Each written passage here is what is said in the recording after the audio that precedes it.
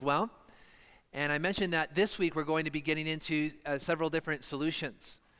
And the solutions might not be what you typically think, because I mentioned last week, whenever we think about technology causing problems, we typically think of other technology that can help fix the problems that technology has caused. We just add more and more technology to try to fix our problems. And so the solutions that I'm going to be talking about today, while there is a place for some technological solutions, most of the solutions I'm going to be talking about today are to straightforward discipleship, communication, and passing on instruction, setting an example to others. And so there's no single solution that you can just say, hey, get this device and attach it to your network at home, or get this software and put it on your computer or on your tablet, and then you're good. You're now parenting successfully in the digital age. So none of that is going to solve all the problems that the technology creates and the challenges that are before us. One thing we need to recognize, just beyond that there's no single solution or no technological solution, is that technology is always changing. And so whatever our solution is, we need to reconcile that with the fact that things are changing. So if you install a piece of software on your computer, well, you know that in a few months that's going to be obsolete. That there's going to be some new social media site that's going to pop up that is going to take the world by storm. And so now there's platforms like X or Facebook or Instagram, but then there's a whole plethora of others that maybe the younger generation is using, and so you can never quite keep up. And as I've done some research for this about how to navigate the digital age, the instructions are always, parents, you need to be on top of all the different platforms that are out there, and that might be a task that's just insurmountable, to be familiar with everything that's out there. There's just so much that is out there. I grew up in an age where it was before the dawn of the internet, where you would use your modem to attach to a bulletin board system, and then you would download things through that. And it was older technology, and my parents did not know that. They're not really updated on the current technology too, and so we're always chasing the latest technology. So being experts on all the different websites or bits of technology out there is a task that is typically beyond our reach as parents. Okay, so our solutions need to deal with not the technology itself, but the hard issues and the issues underneath it. And so if we are cognizant of the dangers that I went through last week, and remember that our task as Christian parents is to pass on the Christian faith. Our task as Christian parents is to raise them up in the nurture and admonition of the Lord, to love what is beautiful and true and good, and then to flee from and turn that which is evil. That is our goal. And then our children can then navigate as they get older and grow in maturity. They can navigate some of the technology that is out there themselves. And so this is about an impartation of a Christian world and life view for our children. So now as I think about practical solutions, I want to get to practical solutions here this morning. And so I have several of these. I haven't counted them to know how many of them, but I'll just start with number one. First, the solution to the technology problem is communication, face-to-face communication with your children.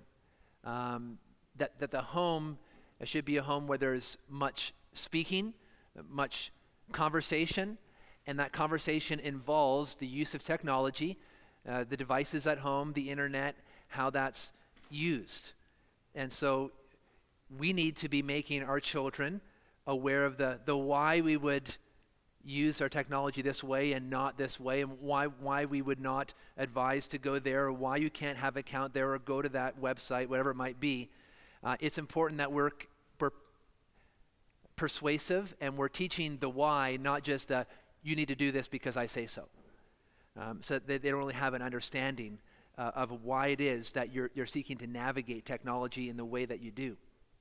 We need to understand, as I mentioned, the problems last week, problems of identity and social dysfunction when it comes to just an overindulgence in the technology and how it's reshaping our minds and our relationships, that your children will grow up and they will question issues of identity. As they grow into a young man or a young woman, what does it mean to be a man or a woman? As they go through puberty. What does that mean? And so if we're not teaching through with our words through these stages of life, well, then they'll probably turn to technology or to friends, and they'll be receiving this instruction and rather than receiving it from you. So we need to make sure that we're providing biblical teaching in these areas before our kids are steeped or taught or catechized by devices or the internet. We must talk about how to use the internet properly as a tool. Must use it in light of the Bible's teaching, not to say, well, we need to be like the Amish and just completely get rid of technology because it's bad, but how to properly navigate. Must walk our kids through that. And so it involves much speaking. And that's from the youngest ages all the way up. There's a book that we've used for our youngest children, and it's very simply called Good Pictures, Bad Pictures. It's a picture book. And it's a picture book that just talks about, some of the pictures that kids might be exposed to. And then what do you do when you see a bad picture? And you stop. You don't look at it. You go tell mom and dad. And so it's a very helpful book to teach at a young age.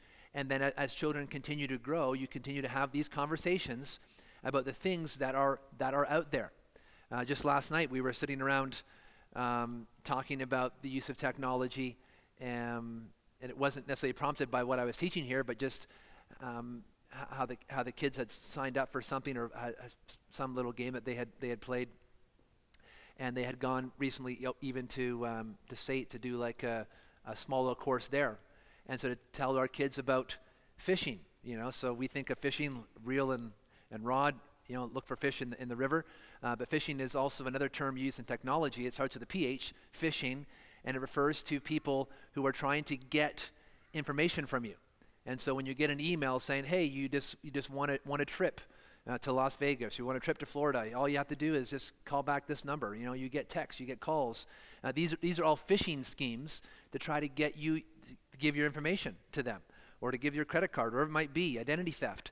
And so we have to talk to our children about that, the dangers of phishing and identity theft, how to properly use email or messaging. You shouldn't give your if it's not someone that you know, or it's a direct communication, then be cautious about sharing personal information, addresses, things like that.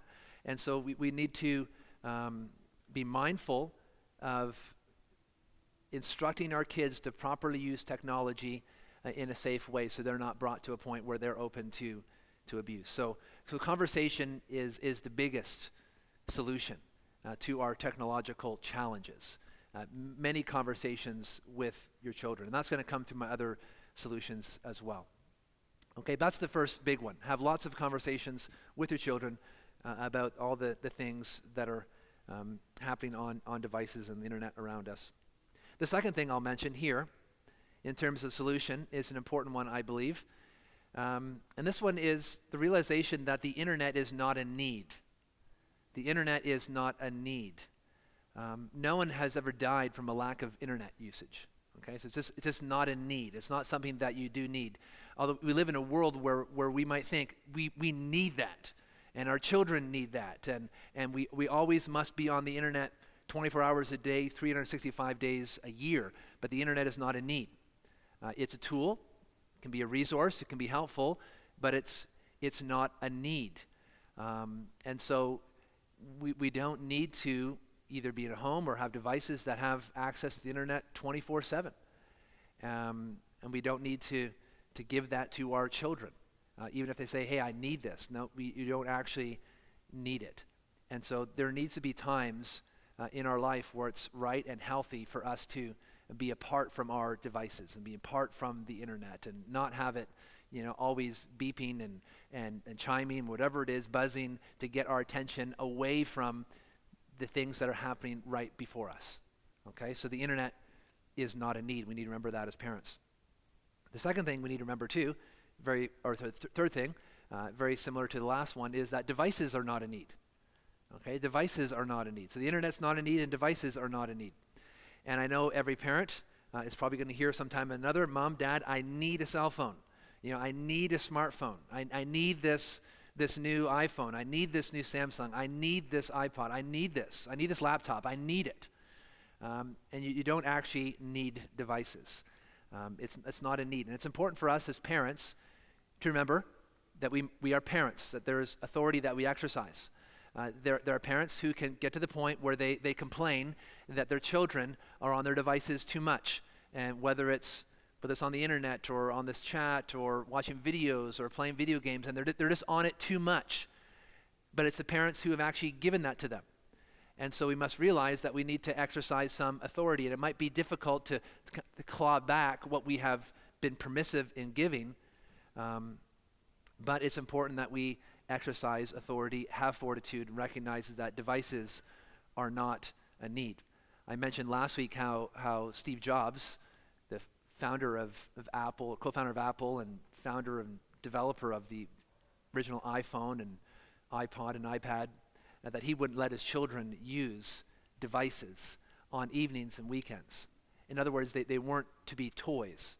And so he gave it several reasons for this, and so I want to give those reasons for you here today.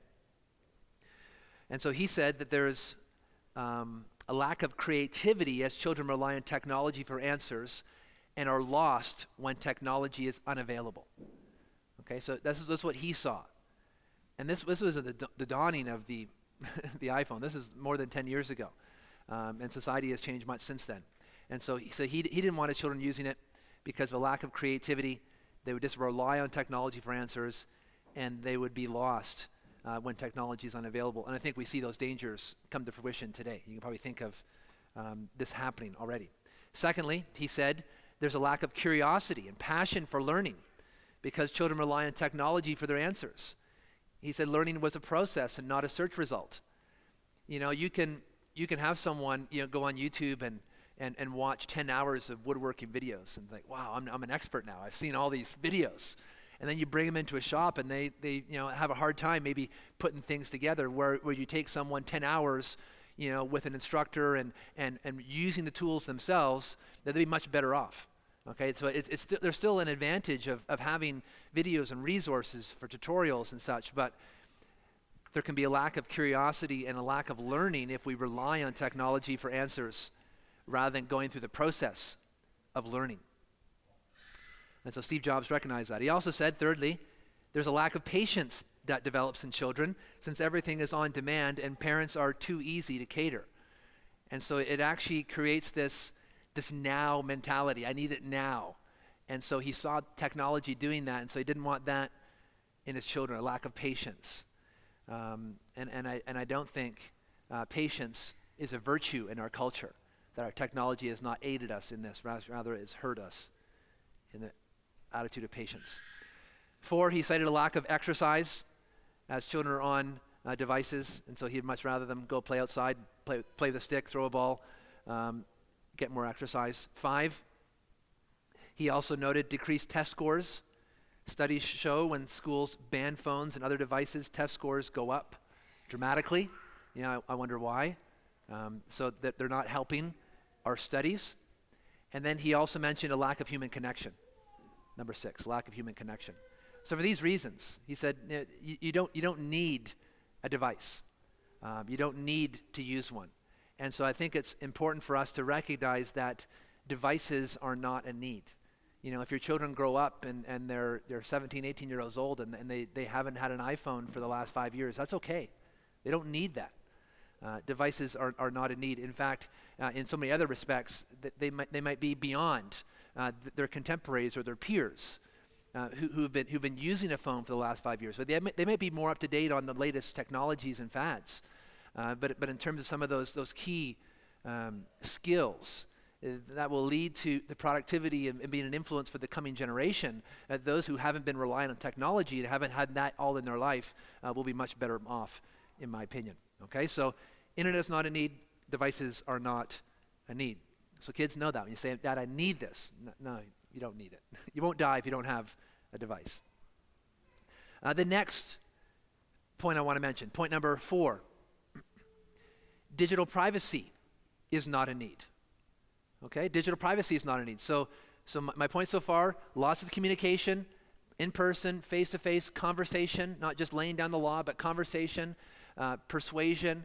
The internet is not a need. Devices are not a need. Privacy is not a need. There's much danger that can take place whenever everyone has their own device, and it's very, very private, and it's very personal. Sin needs privacy. Sin needs darkness. Sin needs alone time. That's when sin is cultivated within us. Sin has a hard time when our lives are brought out into the light, when there's accountability, when there's a lack of privacy. That's when sin has a hard time getting root in our lives.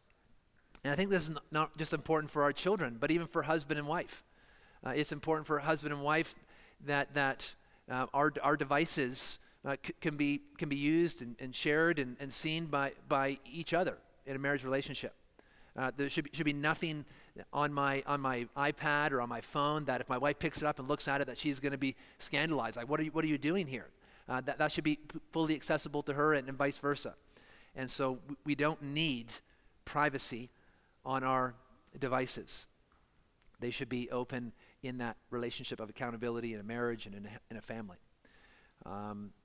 I recommend that any devices that our children are using are in a place in the home that is fully accessible and visible to parents and to others. And so if they're on a computer it's at the kitchen table or another table where everyone can see what is going on, there should be no devices, screens, or things like that in bedrooms, period.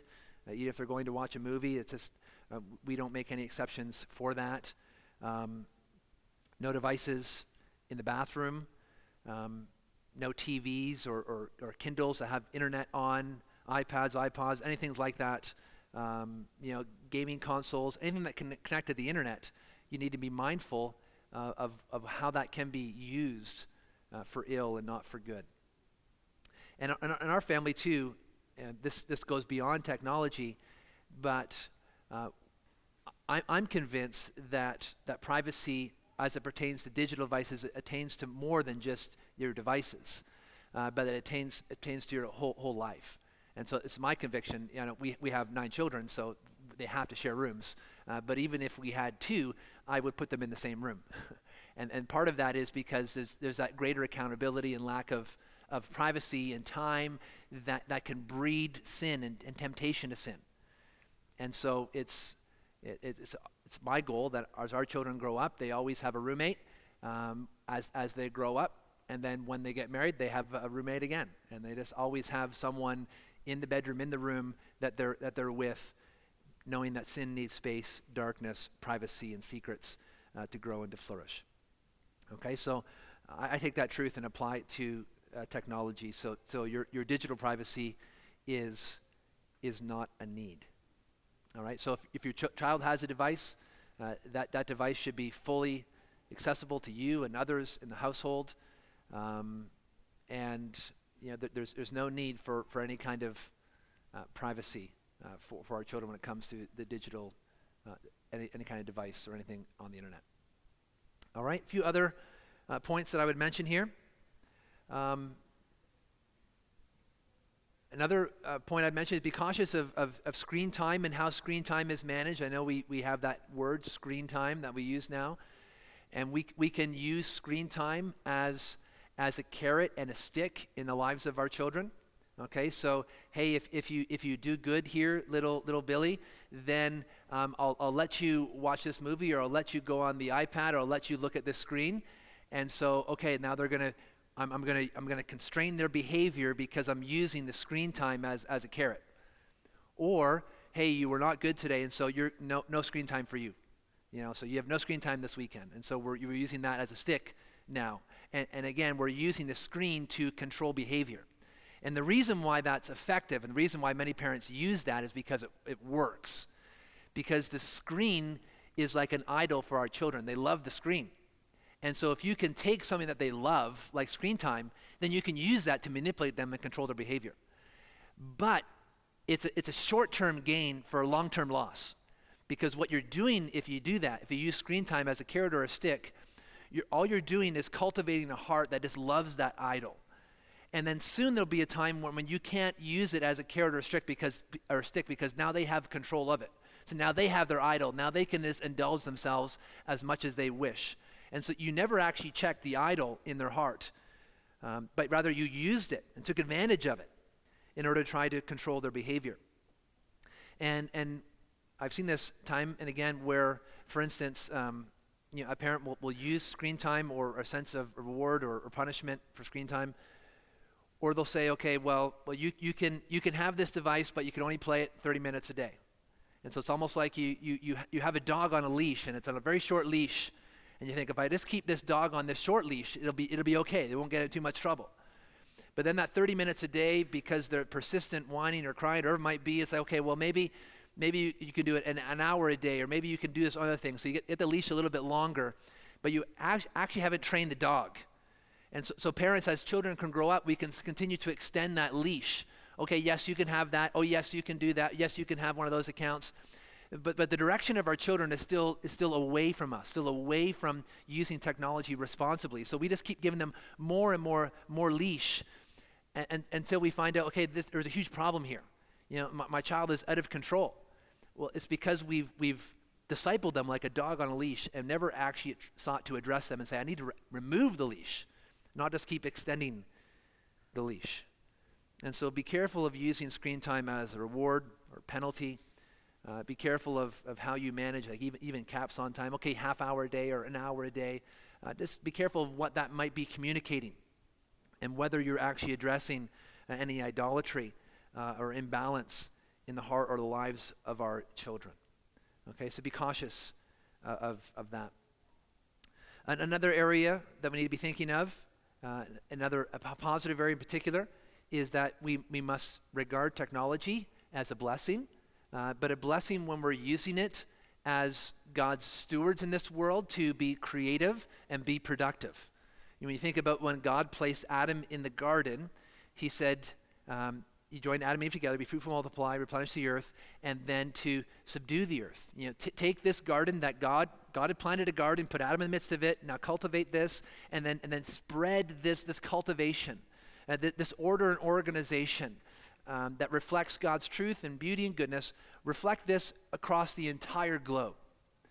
And so, creativity, productivity, these are blessings that God has given to us. This is part of our cultural mandate, part of the mandate that God gave to Adam and Eve that we still share in today.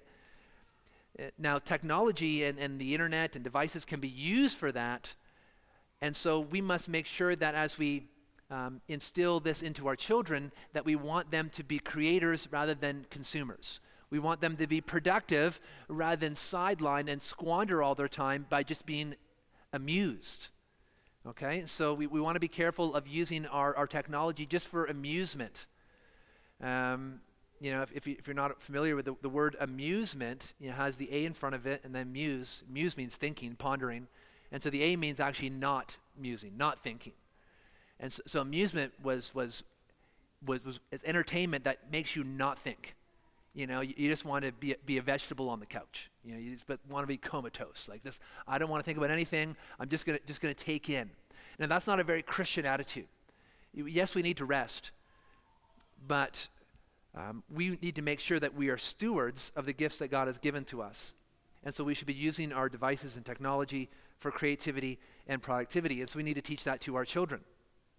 One way in which we've done that as a household is, children love video games, and especially boys love video games, and so it's been a custom in our house, not perfectly kept, but this is our goal, and for the most part it's achieved this way, that if our children want to play a video game, they need to make it, and then they find out that they actually have more enjoyment making and creating the game than they do playing with it, and so then it brings in other skills, and so to play a video game, people say, well, it's advantageous because your mind is going, your fingers, hand-eye coordination, and there's some aspects of that. But creating a video game, then you're bringing in math skills, you're bringing in physics skills, you're bringing in logic and programming, you're debugging, you're bringing in networking and finding out how it all works under the hood. Okay, it's like driving a car, and we take advantage of driving a car, and they're great. But to be someone who actually knows how to build a car and take it apart and put it back together, like, wow, that's so much more incredible than being able just to drive it. And so it's important that our children can understand and be productive and creative with technology rather than just being an end user of it. Okay, and when you do that, you recognize that tools take time to master. And so if you take someone like, for instance, a young girl, and you want to show her, some skills in the kitchen, you don't bring her on the first day in the first lesson and say, okay, well, here's the mandolin slicer, and here's this big knife. And it's like, well, no, let's save that until there's some other skills before you start using something that's so dangerous. And the same is true for technology. Sometimes we just, well, here you go, 13-year-old. Here's your phone with your internet and everything on. It's like, whoa, like you're giving them something that is so boundless in terms of the potential. And so start small when it comes to teaching creativity and productivity by using devices and technology. And then they can grow up and learning proper usage by having the responsibility then to be able to take something as big as a smartphone today and know how to use that responsibly. And so it should come incrementally, focus on creativity, focus on productivity, using the device as a tool. Okay? And it's important in this regard that parents model those good habits. Okay? So if mom and dad just use the devices and internet and technology just as an amusement device, well, then no matter what you say to your children, they're going to use it the same way. If your conversations with your children are derailed because your phone buzzes or beeps, well, just know that when they get older and when you want to talk to them and their phone buzzes or beeps, they're also not going to pay attention to you. That's just we're just modeling those things to our children, and it will be reflected back in their life as they grow older. And so we ought to be using technology in wise ways. We ought to be using it for creativity and productivity, and not just as an amusement device. And so we need to model that and demonstrate that to our children. Okay? So those are just some positive remarks about how to properly use and shepherd our children through technology. The last one I want to mention is how to now practically take some of these lessons and then analyze your own home. Okay, and even using other technology to help you in this step. Okay, so what you should do is just take an accounting of all the devices that you have in your home, and any device that can connect to the internet. Okay, so if you do that, you probably find that you have a lot more devices in your home than you think you do. You might think, well, I just have a computer, I just have a phone. But when you start adding it all up and writing it down, all the different devices that you have that can connect to the internet, some people have found more than 20 things in their home can connect to the internet: phones, tablets, computers, game consoles, e-readers, iPods, even the thermostat. Everything kind of connects to the internet today. So just take an accounting of everything you have in your house. And these are now the technological devices that it is incumbent upon you to manage and to steward and to seek to shepherd your household and family through. Okay, so first, identify potential devices to manage. The second thing you'll want to consider is, on these devices that you have, do you have any kind of filter? Is there anything that is there to act as some kind of even rudimentary way to block bad content? Many people don't know that, like, even on Google, you can turn on safe search, or on YouTube, you can turn it on restricted mode where certain videos are not shown. There's different filters that are out there. There's also something called Open DNS, and this might be getting too technical, but if you were to, for instance, type in a website in your browser, well, that name needs to get converted to a machine address that the machine understands. Okay, so this domain name lookup happens, and there are certain, typically your internet service provider has this lookup, so it says, okay, if you're looking for Facebook, this is the address, the IP address that name resolves to. That's the address your computer needs to go to. But there's some, like, it's called Open DNS, where you can configure your internet to use. And so if there's any website name that they deem as is a bad website, it's on their blacklist, well then it won't resolve. You won't be able to go there. And so by just setting your modem, your router at home to use OpenDNS, immediately you now filter every single device in your household from being able to resolve any website they deem as bad or not good. And so that's one way in which you can filter. There's different parental settings on your internet device, on your router, whether you get TELUS or Shaw or whoever you get your internet from. There will be settings on your router. Some of them have child safety modes or off at a certain time. And so be aware of some of these filtering things. Even on your devices, like on your phone, you can set up filters.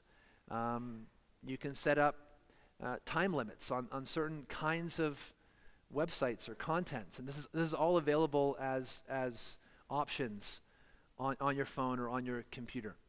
And so you must consider the devices that you have and then consider any filtering that provides a base level of protection for the devices in your home. Okay? That's something that we can do. Third thing you can also do besides filtering is manage. I mentioned the same things like your settings on your internet device, your router or your modem. Your device-specific settings have different ways to manage. So it's not necessarily filtering content, but just managing maybe time usage. One thing that we've used on our devices for our children, on the iPad or iPhone, is called guided access mode. And so if you're not familiar with guided access mode, there's sometimes when I'm out and a parent has given that device to their child, and then their child switches out of that application and goes somewhere else. Oh, don't go there, don't click on that. And so the parent goes and fixes it again and sets it back again. And so there's actually a mode on the iPad and iPhone called guided access mode where essentially it locks whatever you want to lock. So if your children are looking at something on there or using some kind of app on there, you can turn it off so they can't press the home button, they can't test the volume keys, they can't switch apps. You can make it so they can't even touch a screen. It's just they just can look at it. And so there are these tools that are available to you to help manage some of these devices. And of course, there's always the manual option. You can unplug your internet. I know one dad who, a certain time of night, would go downstairs and just unplug the internet, and that would fix things in the home about their children who knew more than him about the internet, but that would turn it off and make them get off their devices. So there are ways that we can filter and manage some of the technology that we have in our home. And the fourth way that I'll mention in terms of very practical, taking some of our technology, identify your devices, investigate any filtering, talk about management, and then fourthly is monitoring. Monitoring is like back to the conversation. So it's one thing to just try to think, okay, I need to set up these filters, need to install this software, and then we're good. Now, there must be a follow-up. There must be some monitoring that takes place. You must periodically just, if your child's on a computer or device, you just, excuse me, move over, look at browser history and just say what's going on here? What have you been doing? Being aware of, for instance, my older boys are on a Google chat group with a few of their friends, but I'm on that chat group as well. So whatever they say, dad sees at the same time. Again, remember, privacy is not a need, and so dad can see their messages and what they're talking about. And so there's monitoring that's taking place to know how devices are being used, and then talking about that. Okay, and so it's important that we do that, especially when our children are younger. Even if they wanted to look up something on the internet, no, mom and dad are going to sit beside you. We're gonna do that. If you try to, your kids are writing an essay and they want to go to Google Images and look for an image like that, yikes! What are they going to find? It's just okay. You want to look for something for your essay? Okay, mom and dad will sit next to you, and we're gonna do that. That way we're there and we're monitoring how they're using their computer or device. Okay, and then conversations can come up from that. Okay, there are software out there like Covenant Eyes, X-Ray Watch. I'm not sure if that's still around, but there's other software out there that you can install to try to help do this filtering and managing and monitoring all together. But any technological solution always has a workaround.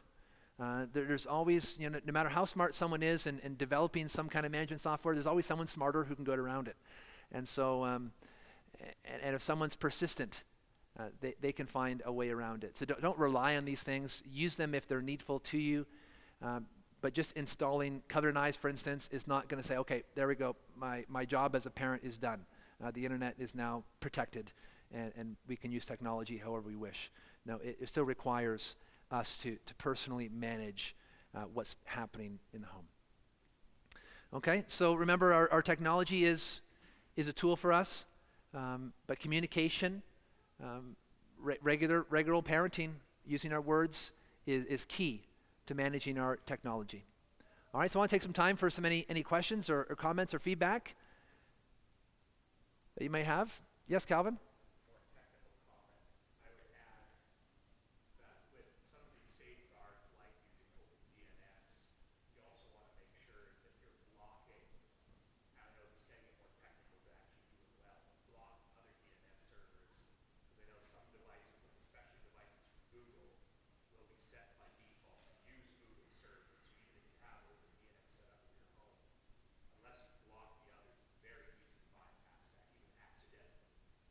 Yeah, good point.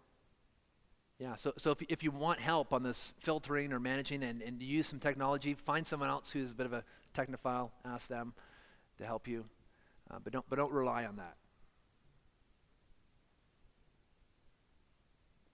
Other questions or comments?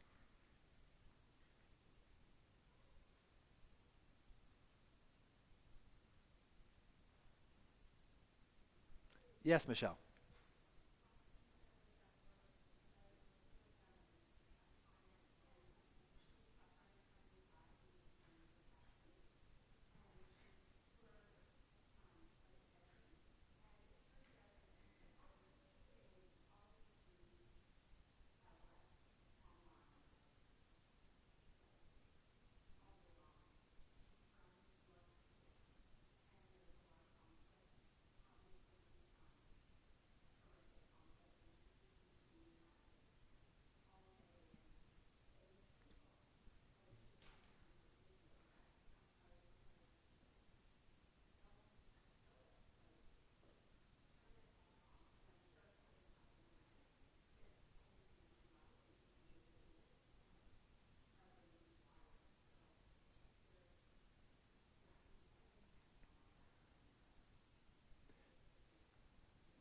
Yeah, no, it's a great point. Especially adults. We can spend time with news or with all the stuff going on in the world. We have access to at our fingertips that we wouldn't have had in a previous generation. And that amount of information can cause issues, can cause anxiety issues. Especially see that among women. They have a heart to care, and then you just find out there's 1,000 different cares, and you actually can't do anything about them, and so it just causes a lot of anxiety, depression, a variety of problems with that. It could also, on the other hand, cause us to be cold and callous. We're used to bad news all the time. It's another thing. It's almost like you need even more shocking bad news to arouse any kind of reaction within us. So, yeah, it's important that we have. We're considering a healthy use of all the information that bombards us, and if it's causing a problem, I do agree. Cut it off. Go for a technology fast. Take a month, take 3 months away from it, and you'll find giving your brain time to heal from that kind of information. Yes, Laura.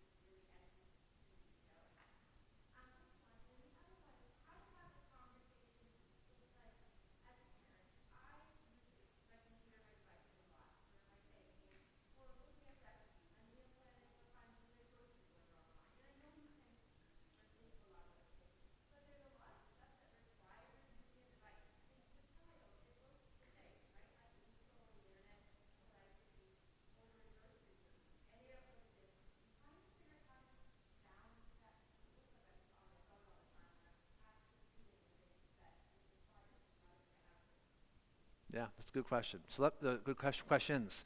Let me tackle the first one. You mentioned about how to properly instill to our kids, this is good content. That's not so good. Part of that's just going to be kids that age are not really going to understand, right? So there's going to be a lack of our ability to say, hey, that's not really a good show you should be watching. It's like we just don't show them that show, period. We know it's not good, and so we do not show it. For our kids, like, I don't know if any of you have heard of Cocomelon. Cocomelon, yeah.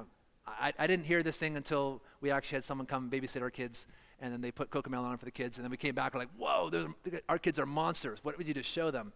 And it was Cocomelon, and I looked up this Cocomelon show, and I guess these people behind it have figured out, how the colors to use, how quickly to change scenes, the music, the things on the screen, so that even like a 4 or 6 month old will just stare at the screen for like hours.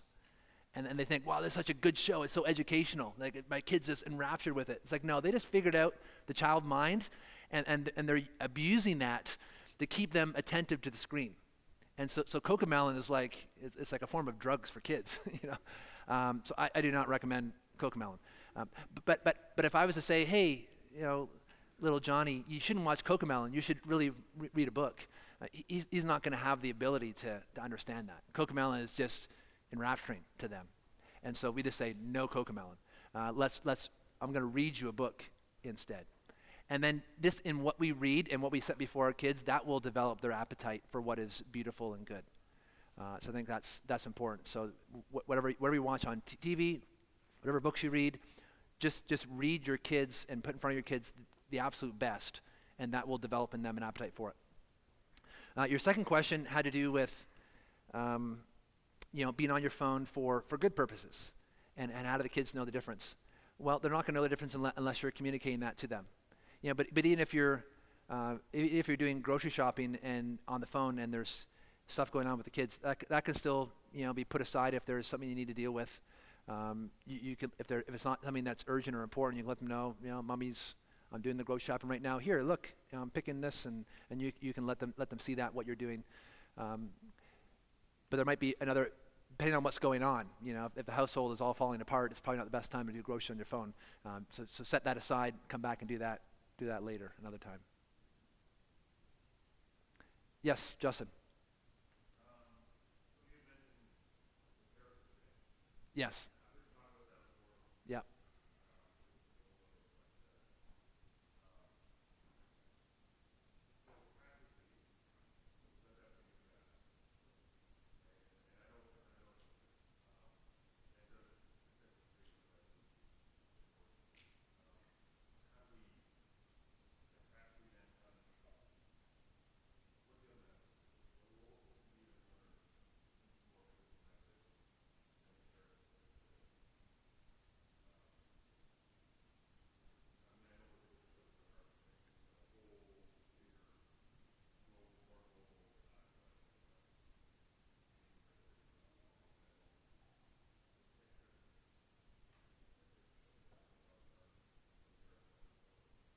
Yep.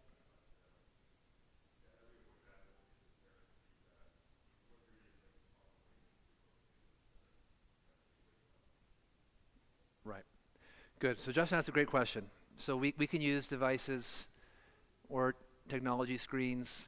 We can use as a carrot and stick, reward, punishment, based on, to try to control behavior, right? So it's important that as parents we recognize behavior is the result of certain inputs being filtered through the heart. Okay, so you have inputs, and let's call those inputs circumstances. You have the outputs, you have behavior, and then in the middle you have the heart, the inner person. And so when we see poor behavior, so there's screaming, there's tantruming going on, we know that's bad behavior, and typically in our laziness, in our hurry, we're like, here, let's just give them a screen and stop that. That will stop the behavior, but it hasn't addressed the heart issue. And so it's almost taking the behavior, this is bad behavior, and so let's change the circumstances. And so the device becomes the circumstance that we can use to manipulate the behavior. And it's almost like we're short-circuiting the heart, because we know the heart is hard to change. it requires conversation and time. So rather than just dealing with the behavior, we need to deal with, okay, what's the heart issue? Okay, for this current circumstance, what is that telling me? The circumstance and the behavior, as I can see those things. I can see the circumstance, I can see the behavior. And so what is that telling me as a parent about the heart? And then maybe it's because there's selfishness going on. Maybe it's just they're tired. There could be many different things that we might discern what's going on inside of them. And then it's important for us to take the time and deal with that, rather than just manipulating the circumstance to try to get the right behavior. And usually that's a conversation. Sometimes if there's corrective discipline involved, well, that again involves a conversation. It involves spanking if they're at the appropriate age for that. So there's biblical consequences for bad behavior, and we typically look over those because we think, well, they're too draconian, or they take too long. I don't have time for a conversation. I'm just going to use the device to do it. And so I think if we're just committed to say, no, I can't be lazy in my parenting, and that's a temptation for me, for everyone, to be lazy in our parenting.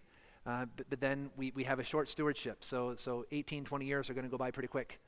And if we don't take the time to shepherd their heart, we're actually going to help. We're not going to help them at all. In fact, we're going to cement some of those poor behaviors.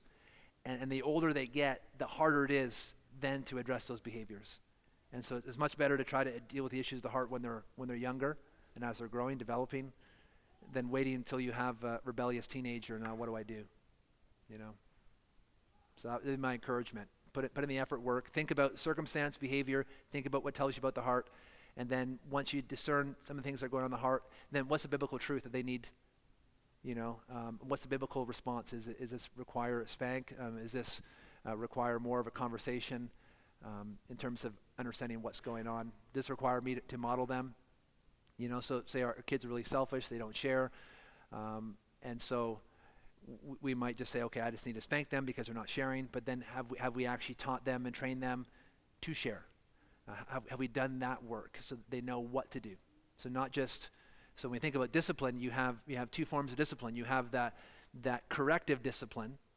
There's some kind of penalty, whether that's a conversation or whether that's corporal punishment. There's some kind of penalty in that corrective discipline because where they're going is not good. So I need to correct you back on the path. But there's also the formative discipline. And those are the conversations and the modeling and the example that we're saying, this is the way you ought to go. And so we need both formative and corrective discipline to shepherd that heart so that whatever the circumstances are, we're seeing godly behavior come out the other side. Okay? It's hard. It's time consuming. But the shepherding a child's heart is good, especially at the younger age. And then Ted Tripp's brother, Paul Tripp, also has other books on parenting, that same kind of model. But Joel Beeke has a good one on parenting. So there's several good resources out there about helping kids walk through those issues in the heart. Keener? You have 11 children that span 16 years, right? And so I'm just kind of curious, as children get older, they get right to passion in certain areas, doing things or being responsible for areas. What would be some practical steps when, for your 7-year-old, they see, the 16-year-old or the 15-year-old being able to do things that they're not committed to do, or do you guys just say, if the 16-year-old's not committed, the 7-year-old's not committed? Well, that's the easiest, right? So if you have something that the 16-year-old can't do, well, of course, 7-year-old can't do it. The challenge is when you have a 16-year-old who can do it, and you don't want the 7-year-old to do it. That's more my question. How do you guys navigate through that? And then just final short question. This cocoa lemon thing or whatever, is that still permitted to come to your house? There is no cocomelon in the house. No. So you can try that. You come in with your phone with cocomelon on. We'll see what happens. Yeah. So there is a strict ban. No cocomelon in the house. no matter what age, even if you're 16, 18, it doesn't matter. Um, but it is a challenge when you have younger kids, and our older kids do a good job reminding us of what they couldn't do when they were 7. So it's like, Dad, Josh can't do that. We didn't do that when we were 7. So, oh, yeah, you're right. Okay, let's be more consistent here. And so the older kids can help in that regard. But it is a challenge, and it's one thing we just have to parent through.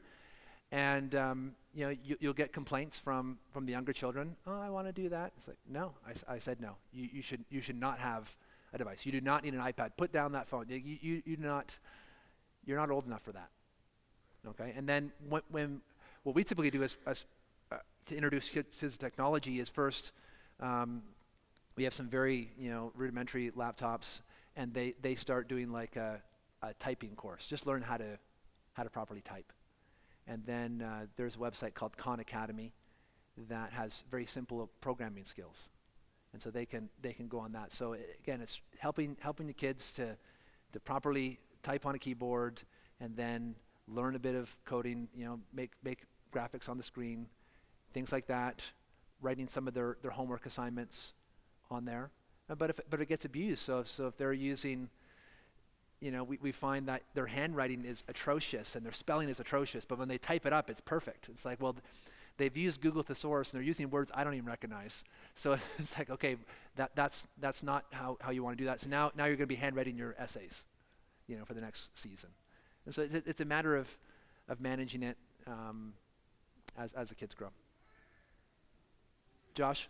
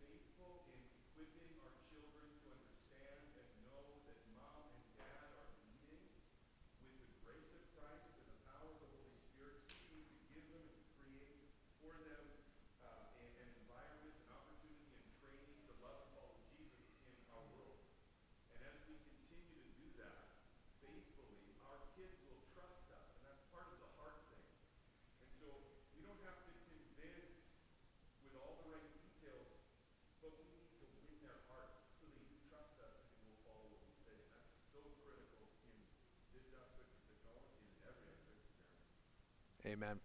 And there's real danger here, Josh, because with technology, typically a lot of the children know more than the parents. And so they can feel like they're an authority when it comes to technology. But that's just not the case. So we have to exercise our authority and be a parent when it comes to our technology. Thank you. Yes, Nydia.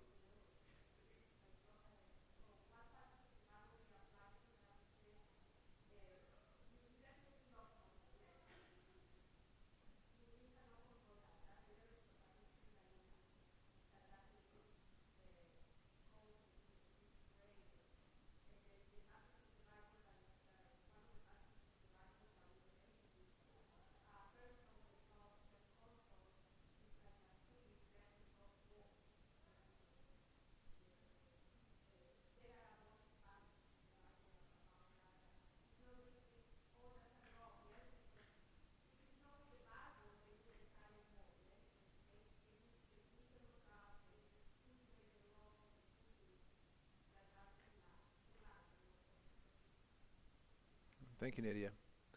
Thank you. Well, good. Well, it's just past 10, so we're going to wrap that up here today. And so hopefully this has been helpful to you. And, you know, as I share this, there's times in our family life where we haven't been consistent in employing some of these things. We need to gather everybody around and say, look, you know, we've been sloppy here or there, and so we need to go this way. And it's okay for us to do that as parents. And so maybe this is an occasion where we need to gather around people. We need to, you know, be honest with ourselves and say, look, I haven't been doing this well to this point, and so we're making these changes, and then stick with them as parents and do what's best for the honor and glory of God and for the good of our children. So hopefully this has been helpful to you, at least been an opportunity to think through very practical issues as we have to navigate through our devices and internet and this technology in our day and age. Let me close in a word of prayer, and then we'll have a time of fellowship before we worship together at 10:30. Heavenly Father, I thank you for this opportunity today just to think about a very practical area of our lives of using phones and internet, tablets. God, I pray that you would help us to be good stewards of what you have given to us and what is around us. God, we want to steward all things around us to serve you for your honor and for your glory. God, we want our children to grow up to love you. We don't want to put any impediment in front of them, any stumbling block that might hinder them from loving you and following after you. So help us, Heavenly Father, to do this. Help us in our own lives to be disciplined, to be self-controlled. Heavenly Father, to steward these gifts that you've given us, to be creative and productive, spreading your truth and your goodness in your creation. We pray this in Jesus' name. Amen.